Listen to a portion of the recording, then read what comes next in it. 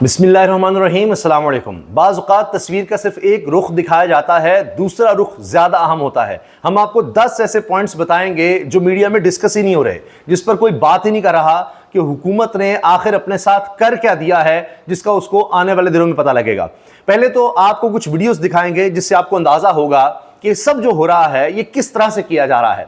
फैसल वाडा साहब कहते हैं कि नोट और वोट ये कभी पाकिस्तान से खत्म नहीं हो सकते, तो उन्होंने खुद ही बता दिया तरामीम किस तरह हुई है, और उसके लिए वीडियो भी देखिए। अगले 65 साल तक कोशिश नहीं करेगा, क्लैरिटी रखे। ये देखिए, वो कह रहे हैं कि जी अब बाप के बाप से पंगा कोई नहीं लेगा अगले 65 साल तक। ठीक है, बाप का बाप बनने की अब तो कोई अगले 65 साल तक कोशिश नहीं करेगा, क्लैरिटी रखे उसमें। और दूसरा ये वाली विक्ट्री नहीं। अच्छा, अब आगे आपने देखना है, ये हमेशा याद रहेगा ये वीडियो, और ये बार बार कहीं ना कहीं आपको मुस्तकबिल में भी नजर आएगी। एक तो उन्होंने बता दिया कि बाप के बाप की वजह से सारा कुछ हुआ है, तो इसमें पार्लियामेंट की क्या औकात है वो, और फिर मियां नवाज शरीफ, शहबाज शरीफ, इसके अलावा इसहाक डार हो जाएं, वज़ीर कानून हो, आसिफ अली जरदारी या बिलावल भुट्टो जरदारी है, ताकि मौलाना फजल रहमान साहब जो सब इस तरमीम में शामिल हैं, उनके बारे में क्या कहा है उन्होंने, उनकी क्या हैसियत है, क्या औकात है, सुनिए। ये वाली तो जब ये वाली विक्ट्री है तो ये बहुत जबरदस्त विक्ट्री है। उनका ये जरा गौर से देखिएगा, उन्होंने बताया है कि ये कौन सी विक्ट्री है, इशारा देखिए जरा, क्लैरिटी रखे उसमें। और दूसरा ये वाली विक्ट्री नहीं है, ये वाली तो जब ये वाली विक्ट्री है तो ये मुझे ये इशारा करते हुए चूंकि शर्म आ रही है, मैं आपको इतना बता दूं, उन्होंने कहा कि ये वाली विक्ट्री नहीं है, जिस तरह आमतौर पर विक्ट्री का निशान इस तरह से बनाया जाता है, ये वी से विक्ट्री, उनका ये वाली विक्ट्री नहीं है, उन्होंने पूरा बाजू बताकर इशारा करके बताया है, तो ये वाली विक्ट्री है। तो ये है पार्लियामेंट की और उसकी औकात। कोशिश नहीं करेगा, क्लैरिटी रखे उसमें। और दूसरा ये वाली विक्ट्री नहीं है, ये वाली तो जब आपने देख लिया, तो ये बहुत जबरदस्त विक्ट्री, ये वाली विक्ट्री है और बहुत ज़बरदस्त विक्ट्री है। ये बाप के बाप के लिए ये सारी विक्ट्री है और उनके लिए सारा कुछ हुआ है। इसके अलावा परिंदों का भी उन्होंने बता दिया कि भाई डिग्गी में और भी परिंदे हैं, वो भी निकालने हैं। तो और पहले आपने देखा सेनेट में 2 परिंदे लाए गए, वो मेंगल साहब के थे। अब 5 तहरीके इंसाफ के लोग भी जो लापता थे वो भी सामने लाए गए हैं, और उनको बड़ी सिक्योरिटी में रखा गया, छुपा के रखा गया। पता लगा जैसी ही कौमी असम्बली में वोटिंग होंगी सिर्फ उस वक्त उनकी रुनुमाई की जाएगी, जिनको परिंदे कहा जा रहा है, जिनको पकड़ा गया, कैद किया गया। ये याद रखा जाएगा ये किस तरह से आईनी तरमीम की गई थी, ये कोई भूल नहीं सकता। ये आजकल सोशल मीडिया का दौर है, आपने इलेक्ट्रॉनिक मीडिया को काबू कर लिया, सोशल मीडिया पे हकीकत सामने आ जाती है, और फैसल वाडा साहब जैसे लोग खुद बता देते हैं कि हमने परिंदे डिग्गी में कैद किए। भाई अभी तो डिग्गी बोले बगैर ही हो गया है, डिग्गी में भी उनको जाकर करने नीचे आगे नीचे आ गए, वो कह रहे हैं आज नीचे आ जाएं, अभी तो डिग्गी वालों के बगैर हो गया, अभी डिग्गी वाले परिंदे तो भी लाने हैं। वो सब बता रहे हैं कि किस तरह से हुआ। लेकिन इसमें काजी फाइसा साहब की कहानी किस तरह खत्म हुई, और उनकी अहलिया अब क्या कह रही हैं कि छोड़ दें अब इस मुल्क को, यहाँ पर जितना हमने इंजॉय करना था, जो कुछ करना था कर लिया, अब चीफ जस्टिस भी बन गए, अब निकले यहाँ से, क्योंकि जो कुछ होने वाला है वो कुछ अच्छा नहीं है रिटायरमेंट के बाद। तो ये अदील सरफराज साहब सीनियर सहाफ़ी हैं, कोर्ट रिपोर्टिंग का बड़ा नाम है, वो एक सहाफ़ी से बात कर रहे हैं, तो उसमें सुनिए क्या हुआ। ये काजी साहब की एरिया ने उनको कह दिया है कि आप मेहरबानी करें, आप रिटायरमेंट लें, और हमने बस अब यहाँ पे नहीं रहना, हमने बल्कि बाहर चले जाना है और सुकून से अपनी लाइफ गुजारनी है, क्योंकि यहाँ पर अब अगर हम रहते हैं तो हमारे लिए मसाइल हो सकते हैं। कुछ फैसले ऐसे हैं जिनकी वजह से कंट्रोवर्सी पैदा हो चुकी है। तो थोड़ा सा देखिए, अब कुछ ऐसे फैसले हैं कि जिसके बाद हमें यहाँ नहीं रहना चाहिए, ये देख लिया आपने, रिपोर्टर की बात कर रहे हैं। बाकी जनाब इस वीडियो का तो चर्चा है ही कि जिस तरह से सेनेटर लाए गए अख्तर मेंगल साहब की पार्टी के, और पहले वो लाए गए, उनसे साफियों को सवाल जवाब करने की इजाज़त नहीं मिल रही थी, सिक्योरिटी में लाए गए। इससे भी बुरा हाल जो है बताया जा रहा है कि MNAs का हुआ है, और पहले इनको लाया गया, फिर ये खातून जो पहले रोई थी सेनेट में आके, लेकिन यहाँ अखलाकियात शर्म हया तो है नहीं, ना यूसुफ ज़गलानी साहब को तरस आया, ना किसी को, ताकि खुद कामरान मुर्तज़ा साहब कहते थे कि मैं इन खातून की बात, इस सेंटर की बात 2 मिनट और सुनता तो मैं भी रो देता, लेकिन उन्होंने भी फिर यही जाना बेहतर है कि आईनी तरमीम करवा ही देते हैं, क्योंकि वरना माहौल ज़्यादा ख़राब होगा। हुकूमत अपनी जो मुसव्वदा है, जिसमें फ़ौजी अदालत भी होगी, आईनी अदालत भी होगी, काजी फाइसा भी होंगे, वो सब मंजूर करवा लेगी। तो बेहतर है कि अपने बच्चों को भी बचाएं, अपने आप को भी बचाएं, अपने लोगों को भी बचाएं जो अगवा हुए हैं, तो क्योंकि वरना ये होना है। तो यहाँ ये सब धक्कम-पेल भी होती रही, साफियों के साथ भी होता रहा, और ये सारा सिलसिला जारी रहा। और आपने देखा कि किस तरह वो एक साहब जो हैं सेनेटर साहब, वो व्हील चेयर पर, और देख लीजिए, और इसी तरह जो खातून थी वो भी यहाँ पर थी, ये सीमा एहसान साहिबा, ये सब कुछ होता रहा। अब आ जाइए वो 10 पॉइंट्स जो डिस्कस नहीं हो रहे। बिल पास होते ही 10 क्या ऐसे झटके हमें नजर आ रहे हैं जिनको डिस्कस नहीं किया जा रहा, जो असल कहानियां आने वाले वक्त में किसी भी रियासत में सियासतदान के लिए वो चीज़ें अहम होती हैं, अवाम अहम होते हैं, पब्लिक क्या सोच रही है उसने कभी ना कभी जाना है। डिक्टेटरशिप का दौर हमेशा तो नहीं रह सकता, आपने कहीं ना कहीं तो वोट लेने जाना है। और पाकिस्तान की तारीख बताती है कि आप एक दफ़ा मुशर्रफ जैसे 2002 के इलेक्शंस करवा सकते हैं, 2008 में फिर वो रिपीट नहीं कर सके। इस तरह ज़ियाउल हक साहब ने भी जो इलेक्शंस एक दफ़ा ज़िंदगी में करवाए थे, अयूब खान साहब ने भी एक ही दफ़ा करवाए थे, तो ये इलेक्शन 2024 में इन्होंने करवा दिए हैं। अब दोबारा ये नहीं करवा सकते, जितने मर्जी जजेस अपने लगवा लें, जो मर्जी कर लें। मियां नवाज शरीफ साहब ने ज़िंदगी में हर दफ़ा आर्मी चीफ अपने लगवाने की कोशिश की, जज अपने लगवाने की कोशिश की, क्या हाल कर दिया। आज तो उनकी पार्टी ही खत्म हो गई। इस वक्त नून लीग का हाल आप तज्जियाकारों से पूछें, काफ लीग से बुरा हाल है। ये अब वोट मांगने के काबिल नहीं रहे, ये नून लीग जीटी रोड से भी कम हो गई है। तो अब आगे इलेक्शंस में ये इस तरह का भी नहीं हो सकेगा काम। पहली चीज तो ये कि फौजी अदालतों बारे आखिरी मीटिंग तक भी मौलाना को मनाते रहे, मगर बात नहीं बनी। जितनी मीटिंग्स हुई सब में नून लीग की तरफ से था कि फौजी अदालत, फौजी अदालत, फौजी अदालत, वो बात नहीं बन सकी। ये इनको एक हार मिली। फिर काजी फाइज ईसा साहब को हर सूरत लाना चाहते थे, अब काजी का तो नाम भी कोई नहीं ले रहा। ये बात हो रही है अच्छा मंसूर अली शाह को रोकना है, नहीं रोकना, अच्छा वो आ जाएंगे, फिर हम आईनी जो बेंच बनाया गया है, आईनी अदालत की जगह आईनी बेंच, उसमें कौन सा जज लाएंगे, वो किस तरह से करेंगे, और उसमें मखसूस नशिस्तों का मामला भी आएगा। वो किस्सा भी खुलना है, वो फैसला ऐसा है कि उस पर मदामत करना पड़ेगा। उसके बाद वो जो कमेटी है उसमें तहरीक इंसाफ की नुमाइंदगी बढ़ सकती है, वो भी एक चीज़ है। तो काजी साहब तो गए। इसके साथ साथ आईनी अदालत का ख्वाब चकनाचूर हो गया कि एक अलग से अदालत होगी, काजी फाइज साहब उसमें एक्सटेंशन लेकर हम दिखाएंगे कि जिस तरह से इन्होंने जब से लगे हैं किस तरह हमारे साथ काम किया, और ख़ासतौर पर नून लीग के साथ जब से जज बने मुसलसल उनके साथ रहे। और इफ्तिखार चौधरी का दौर देखें, उसके बाद फिर नून लीग के लिए जब मुश्किलात आई तो तब इस्टेब्लिशमेंट से अगर टक्कर ली तो नून लीग की खातिर ली, उसके बाद फिर अब देखिए दौर आया तहरीक इंसाफ का तो फिर दूसरी तरफ चले गए। तो नून लीग के साथ इनकी बड़ी अच्छी रही वर्किंग रिलेशनशिप। तो आईनी अदालत में उनको जाना था, लेकिन आईनी अदालत तो बन ही नहीं सकी।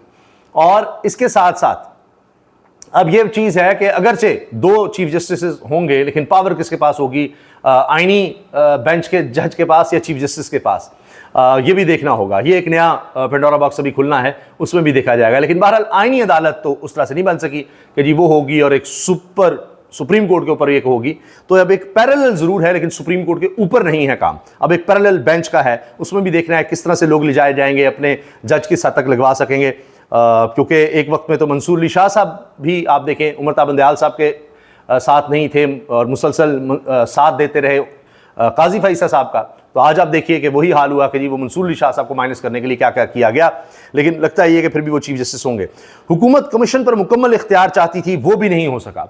अब ये 12 रुकनी कमीशन होगा जिसके पास इख्तियार होगा आईनी बेंच का, आईनी बेंच के जज का, चीफ जस्टिस लगाने का और जजों को पूछने का क्या करें क्या नहीं करें। तो उसमें अपोजिशन की नुमाइंदगी भी है और उसमें एब्सोल्यूट मेजॉरिटी नहीं किसी के पास होगी और 2/3 मेजॉरिटी से वहां पर फैसले होंगे। तो लिहाजा हुकूमत ऑल इन ऑल उसमें भी नहीं होगी। 5वीं चीज, साबित हो गया हुकूमत के पास कोई अखलाकी जवाज नहीं था। ये लोग कभी इस आईनी तरमीम पर सर उठाकर फख्र नहीं कर सकेंगे। जो मैंने आपको वीडियोस दिखाई हैं किस तरह लोगों को लाया गया, सबके सामने है किस तरह इन्होंने वोटिंग करवाई है, किस तरह लोगों को लापता किया है, क्या क्या उनको ऑफर्स की गई। यहाँ तक एक मैंने बताया कि उनको कहा गया कि दुबई में तुम्हें वीज़ा भी लगवा देते हैं, 1 अरब रुपया भी देते हैं, और उसके बाद जब तुम वोट डालने आओगे तो कह देना मुझे ऐसा इंजेक्शन लगाया था, मुझे पता ही नहीं मुझे क्या हो गया। ये बातें भी हुई हैं। तो अब कभी ये सर उठाकर नहीं जी सकते लोगों के सामने। इनके एमएनएज एमपीएज पहले तो महंगाई के हवाले से जो उन्होंने मीशत का हाल किया, अब अखलाकियात का भी जनाजा निकाल दिया, आइन का भी जनाजा निकाल दिया, आज़ाद अदलिया का भी जनाजा निकाल दिया। और याद रखिए कि इन्हीं पर लौट कर आएंगी ये सब चीज़ें। 6ठी चीज़, वकुला की हिमायत मुकम्मल तौर पर खो दी है जी हुकूमत ने। अदलिया में तफरीक फैलाकर कमज़ोर करने की साजिश इन्होंने की। लेकिन अब जस्टिस मंसूर अली शाह साहब जब आते हैं तो देखना होगा कि अब अदलिया को पता लग गया है कि इन्होंने अदलिया को ही ख़त्म करने की कोशिश की है। तो कुछ जजेस तो इनके साथ होंगे, लेकिन ओवरऑल जजेस को पता लग गया है कि इन्होंने क्या करना है, किस सोच के साथ आए हैं। तो अब क्या जुडिशरी में जो लोग रह गए हैं बाज़मीर बाकिरदार लोग, वो किस तरह से अपना किरदार अदा करते हैं इस मुश्किल माहौल में भी, ये भी देखना होगा। और जस्टिस मंसूर अली शाह को हर सूरत रोकना चाहते थे, लेकिन उनको पूरी तरह से नहीं रोक पाए।